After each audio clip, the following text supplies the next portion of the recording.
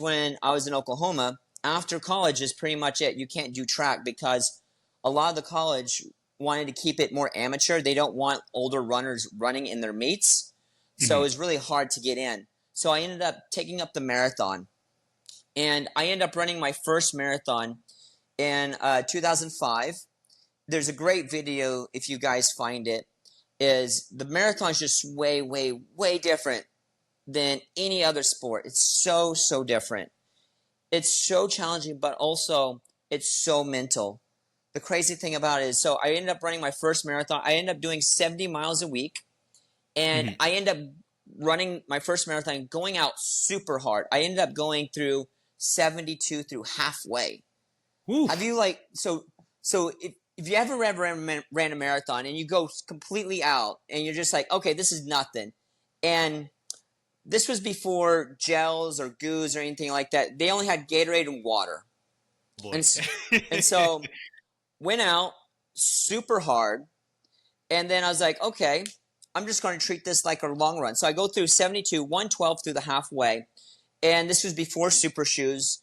I was Mhm. wearing a lightweight New Balance racing flat that probably was like almost like it was like 10 millimeters and maybe a 6 offset, so not very much cushion.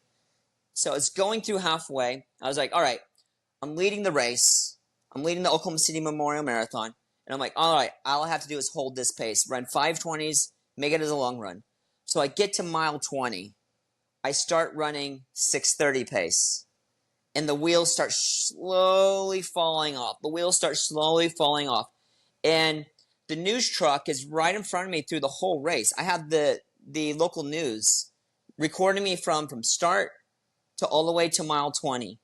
I get to mile 25.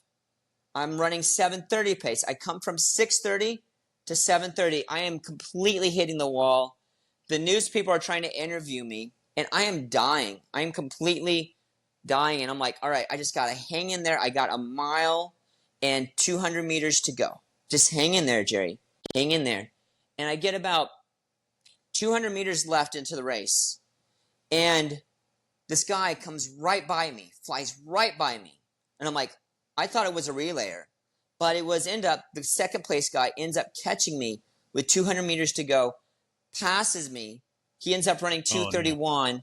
I end up crawling it in and running 2:32 for my first marathon and getting second. I led all the way till 200 meters left in the race, and I end up blowing up and everything. But it was a good experience, and it gave me more motivation to grow my running career. And my first marathon, I ended up running 2:32, and then I've ran like 26 marathons, and they've all been under 2:40, and my personal best is 2:21. The next year, I come back and I end up winning it. I end up running 2:36. I end up leading the whole thing again, but I end up taking in nutrition better. I end up going out slower, doing it a little bit more smarter.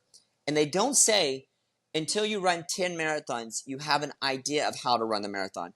So if you're a beginner runner that's running a marathon, really run on cautious, run within yourself, and just give it a shot. So is that the same type of like what you have experienced as well?